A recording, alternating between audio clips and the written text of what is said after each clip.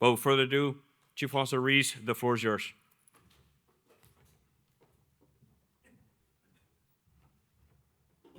Good morning. Again, Chief Officer Reese, go by Rich for everyone. So no, not a stickler for the chief, the warrant, and so on and so forth. All right. This morning, about 14 slides. I'm gonna try to cut through the slides relatively fast. I want to yield some time for a special presentation at the end. And then also, my brief is from the headquarters level. We've done some good work over the last 2 years, right? And I'm going to bring forward to the group and give you guys some updates from the last the last summit in Norfolk to let you guys know where we're at with that today. But then also, like I said, I want to yield some time for a special presentation. And then from a Marine Corps standpoint, what we've been trying to do over the last 2 years is really give you guys some information on what's being done around the Marine Corps from the OPFOR, right? So this week, we've got a great brief from Gunny Black on a GPS 101 brief. We've got a brief from Spectrum Guard Pro. They'll come up and let you guys know what's being done throughout the Marine Corps as far as signature management and own force monitoring. And then also we'll finish off with a brief from Matt Evans, Chief Officer Evans down at MARSOC on GPS denial that they're doing out there. Some great work that they're doing down at MARSOC. All right. Without further ado, before I continue, updates, right? Got my name listed up there, and I'd also like to, he's not here this week, but I'd be remiss if I do not officially introduce him here at the summit. Mr. Seth Nagy has taken the civilian position within IC4 as my civilian counterpart, the spectrum engineer at DCI IC4. So if you're emailing me or you're trying to reach out to IC4, I ask that you please CC Seth Nagy on any communications with IC4. Next slide, please. All right, so our agenda today, basically from the headquarters level, to give you guys an update on what we're doing from the headquarters level, what we have accomplished, and our way forward. Also, we'll have just brief discussions on the Surf Spectrum funds, our portfolio. I'm not going to go into too much depth into that, as I know that we'll get some great information from the Dawn in reference to Surf this week. All right, we'll talk about some priorities from the Commandant, right? One of those being MSO ranges, right? We'll have some discussions on that. And then we'll close off with some current initiatives. I'll leave some time for some questions. And then again, we'll have a presentation at the end of my brief. Next slide. All right. We got to have it in there. It's been some changes within the Marine Corps over the last couple of months. For those of you that were here yesterday, you guys may have saw the opening of the summit and seen General Carter up there this year. Last year, this time, and we had General Glavy in the seat. This year, we have General Carter as the DCI. Next slide. All right, narrowing down into the organizational chart. The Spectrum section, we fall under DCI IC4. We rate a 1-star. We don't have a sitting 1-star, but within IC4, we have SCS just coming on board, Mr. Jeff Hurley, and he is actually out here this week. He's walking around with my colonel, my direct boss, Colonel Strayer. So if you guys see him, please engage him in conversation. He is one of those leaders that is also very interested in Spectrum and very supportive in what we're doing in Spectrum. Next slide. All right. Here's our Marine Corps slide, right? The only thing I would add to this slide, which we brief at the major command level, but I would like to add that in the Pacific, we do have 2 Marine liturgical regiments that have been stood up with 12th MLR and 3rd MLR in Hawaii. All right. Next slide. All right, into the good stuff. All right, so the last brief that I briefed was our initiative. So I would say our initiative, since getting on deck in 22, myself and Mike Butler, we pushed the campaign, and it was really something that we picked up that our predecessors worked back into the time from Art DeLeon when he sat in the seat, to move towards a primary MOS, right? And this is from the EMS, the DoD's EMS strategy out of the I plan of boosting our workforce and modernizing our workforce. All right. This snippet, this picture here is a signed document from our DCI with the go-ahead to move into .mil MPF, which we have started at .mil MPF to go towards making a primary MOS for spectrum management managers within the Marine Corps. All right, we have built out our ASRs. We have worked our way through the pillars. We have great news. We have a growth pathway to E9 to Master Gunnery Sergeant within the MOS. We're looking at our mock ASR that we did. We're looking at 142 Marine enlisted. No growth as of yet for the warrant officers, but we are hoping to do so. We hope that the force will force that growth. But we're still at 12 Marine warrant officers. But this is great news for us. This is a lot of hard work and dedication over the years. And we see the finish line in sight with this goal, this achievement here. All right. Our additional community updates, all right, along with the go-ahead for the approval of a primary MOS, we started to do the work for updating our training and readiness standards, right? Looking more so to add a lot of spectrum operation readiness standards to bridge the gap between spectrum management and EW to foster that MSO operations workforce. If we don't bridge the gap, they're gonna continue to leave us behind. And without Spectrum, there's really no EW support. All right, so those are some of the things we list here. Some of our 2000 level series that we will list in our TNR standards for the primary MOS. All right. So then here we talk about our surf portfolio. I think I mentioned briefly about some of the past auctions. Here you see the AWS auction, which took place in 2015. Here listed is the AWS low and high. Just a brief snippet of the funds received by the Marine Corps, where we vacated out of that auction. For the AWS low, it was the METOC. High, it was our small UAS systems, our TRR Mark 142 systems. To your question earlier, sir, we have weekly meetings, interactions with the direct program management offices, and I understand what you're saying from a macro level. There is a need to reach out to the rest of the Marine Corps to let them know what's coming. As we run through the slides, next slide, Jose. We talk about some of the other auctions where the gator was forced to compress. One of the other auctions, we did not have any effects to our equipment, but we received funding to study out-of-band emissions, right? Next slide. And as we look at the Spectrum pipeline study, we're going to get hit hard, right? They rebranded the Embrace, what was the Embrace auction, the discussion last year, rebranded as the lower 3 gigahertz. And then now we move into the 7.1 to 8.4 gigahertz. We got ELMR, right? We got point-to-point radios. We got troposcatters. We have our wideband satellite terminals and so on and so forth, right? And when this came about, we took a pause and we said, we have to get out to the force. We have to get out to the force and start to brief them on what's going on. We can't work in a vacuum up at the Beltway and not let them know what is coming down the pipe. So that's where we came up with our surf road shows.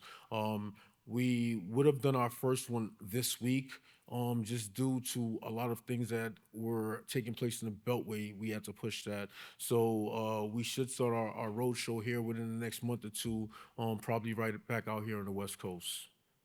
All right. Next slide, Jose. All right. I talked about IMSO ranges, right? This was a big topic of discussion that came up over the past year. A lot of units complaining about the lack of training, EW type training on ranges, right? And it was a misnomer that we couldn't get approvals for those ranges, right? Through great help from the NMCSOs and so on and so forth, we have been on a campaign to get approval for EW ranges for all of our Marine Corps installations. And through the assistance of the NMCSOs, we have been able to accomplish that. So, to what level, what magnitude, that discussion is still there. We're still working that, but we are able to do some sort of training on all of our ranges within the Marine Corps. All right. Current initiatives continued. We're still working our EMB Spectrum Service Framework implementation. That has we have started the fill-in of the SSF. Our next integration is filling down to the MEFs. We mentioned the pullout of the Navy from SOAC. As we booster the MOS, we're looking to seize the opportunity to work with SOAC to modernize the training down at SOAC.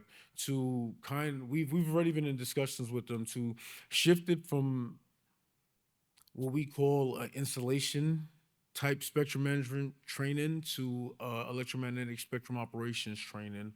We see an opportunity with some of the training that was left behind from the Navy. I think there's about 30 hours of RTSO training that we are looking to see if we can assist with updating the POI to today's spectrum management, right? And then also working our Force 2030 initiative for our Information Coordination Center afloat with the Navy, such as some of the information that Chief Warrant Officer Dusty Hawk was mentioning earlier. All right. Next slide there. All right. And much like the Don, much like OpNav, another big thing for us, but the Marine Corps, we were far behind. We were about 9 years behind on updating the Marine Corps order. We are currently going through the AO review. We came with an aggressive phase approach plan to update our order. We are right on time, and we are hoping for some time in summer of June or July to have a new Marine Corps Order 2400 TAC Bravo on the streets, TAC 2 Bravo on the streets. Barring any questions, that's great. I got enough time. Barring any questions, I'll open up the floor for some questions here.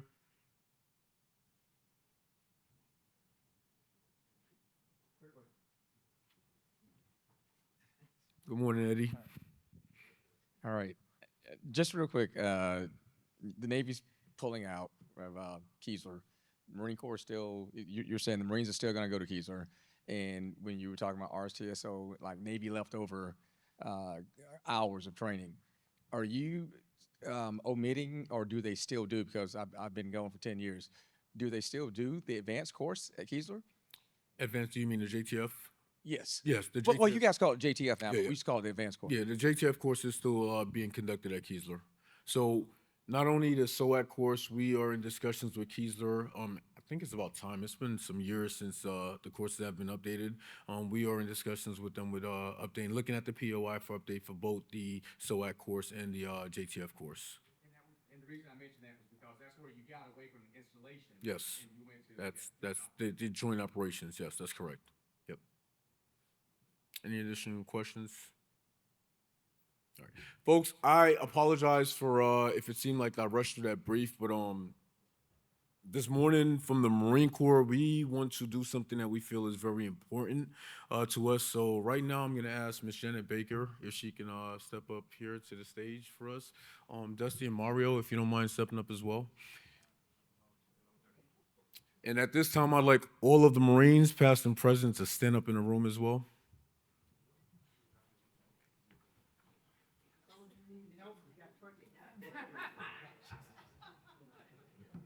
So there was a reason why I kind of sped through our slide. Not because this is not important.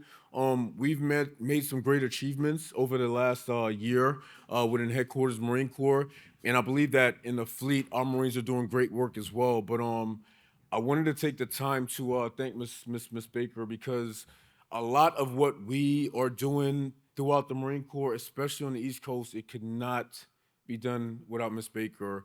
Any Marines standing in here in this room that have done a tour on the East Coast and that has had any type of work, any type. I'm kind of breaking up as well. But as have any type of request go through your office, um, has received mentorship, has received growth, has received discipline, has received love from you. I'm gonna pause there, Dusty, if you don't mind stepping up and please reading our gift from Miss Baker. All right. I got a quick story to share, though. So I got a story as when I well. became a spectrum manager, I relieved Master Sergeant Jay back there, and Rich was actually my boss. But first record I sent up, they were both out of office, and I had my initials on it, like they teach you in Keesler, and I had about 20 line items, and I called her, or she called me. She's like, "What is this?" And my record, I'm ready to go. Like she was like, "Oh my God, let me take you off speaker." So, without further ado, the United States Marine Corps salutes Janet Baker. With heartfelt gratitude, the Marines of the electromagnetic spectrum community thank you for 18 years of unwavering dedication, mentorship, and support. Your commitment has left an undeniable mark on our community, inspiring growth, fostering success, and even helping some of us achieve promotions along the way. You will be deeply missed by all of us. While someone else may fill your seat, you will forever hold a special place in our heart, Janet Baker. We'll always cherish the memory of hearing, "Let me take you off speakerphone," knowing we've heard it for the last time. Thank you for your remarkable service and support to the United States Marine Corps. We wish you the very best in your retirement.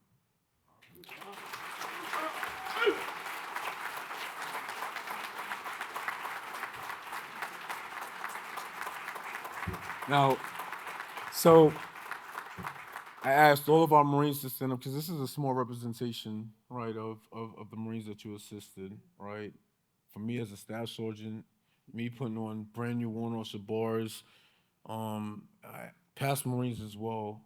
It's just a representation of what you have done for us, not only in our careers, but to support the Marine Corps in our training, in our real world missions, and so on and so forth. You are the epitome of what a spectrum professional should be, and we thank you for that, and we want to thank you in public. We really appreciate you. Thank you. Thank you.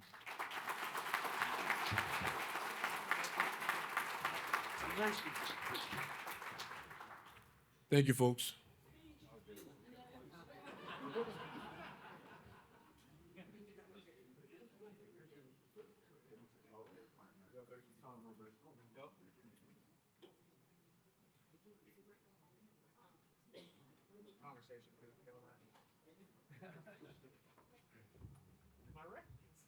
Hey, good morning, team.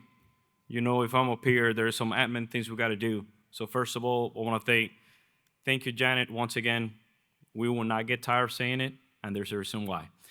Thank you to the presenters for helping us not only stay on time, but catch up on a little bit. I was a little worried back there that we're going to go over. So thank you to the presenters. To the audience, thank you for the engaging questions and helping us also keep online. We're a little ahead of time. So the scheduled lunch is from 11:30 to 12:30 Pacific time. The goal is that at 12:30, we are going to once again begin promptly. And our NMSC team, Mr. James Gibson, is going to kick us off immediately after lunch. So before I go ahead and break anybody else, one of the things that actually was highlighted to us, and we said it before, and we're reminded, no photos inside the room. So the reason why we're saying that is because there were some individuals, no names needed, or pointing out that were using the phone, probably take a photo of maybe point of contact or introduction slides.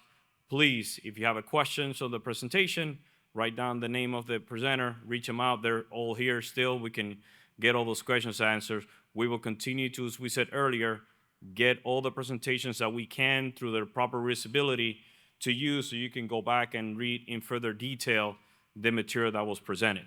So just wanted to make sure my supporting staff, we're trying to kind of at least keep that online, and definitely would like to keep us from the hit list from the rest of the larger IT conference. So thank you, Art. So I know that after all that, there was one key aspect of how do we get a photo op and ensure that we get all the Marines and sailors in that photo to describe not only the audience, but the importance of how we see Spectrum. And part of that is telling our story. And just by looking at the crowd here, we have a great story to tell, because the foundation of how do we build those partnerships, it's going to take all federal agencies, industry, academia, and all the partners in here in order to achieve that goal. Defense industrial base and all those requirements. And without us, and I hold firm with this is really the Apollo mission of Spectrum, when we have to all get in a closed room and to start describing key capabilities of how do we move from that legacy system to that future capability. And we're going to have that hard discussion.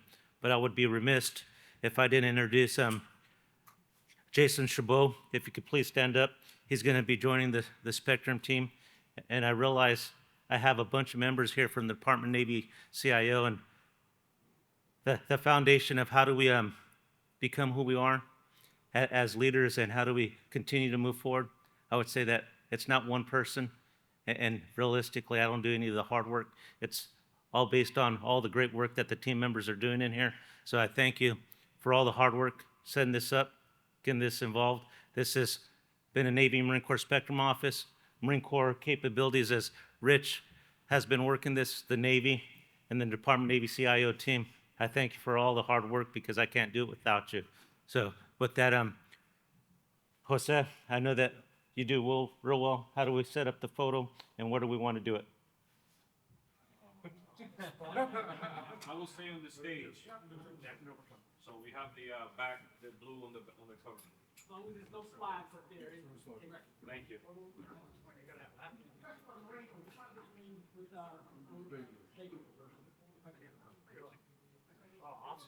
Get all my Marines up there.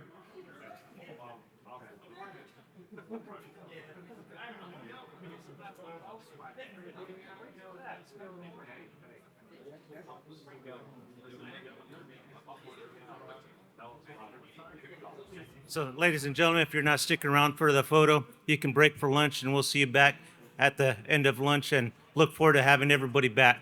So any questions, concerns, just let me know, and we'll get you the right answers. Thank you.